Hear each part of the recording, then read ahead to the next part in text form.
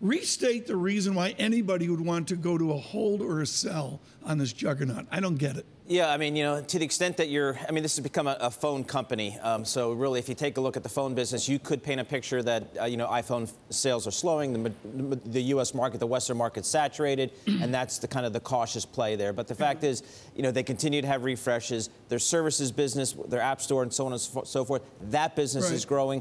So it looks like this company continues to deliver on and improve the iPhone such that the refresh cycles continue to be meaningful. On an income statement basis, and I know the iPad, the humanity, the iPad actually did okay.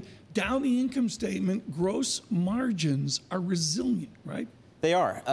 They continue to have pretty good pricing power, pretty good control over their costs. They continue to drive or preserve good margins. And as they build up their services business, that's a higher margin business. So, I think when people looked at the quarter last night, it was a good quarter last night. They beat on revenue and EPS. More importantly, the guidance they gave for the current quarter came in a little bit better than expected. So to the extent there's any slowdown or delay in the new iPhone 8, it doesn't appear to be material, at least at this point.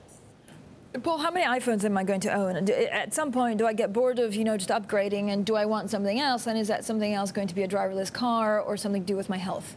Yeah, so we're seeing Apple, just like we're seeing Google and Facebook and others, put a lot of money into new technologies. So for Apple, they talked a lot on the call about augmented reality. And so what I think we're seeing from some of these huge tech stocks with this tremendous amount of free cash flow, they're looking to diversify away from some of their core products and get into some of the, whether it's the cloud or augmented reality or some of these new businesses, services businesses, which tend to have a more recurring revenue stream, higher margin revenue stream. That's where we're seeing some of these big tech companies, Amazon, Google, Facebook, Apple, redeploying a lot of their free cash flow.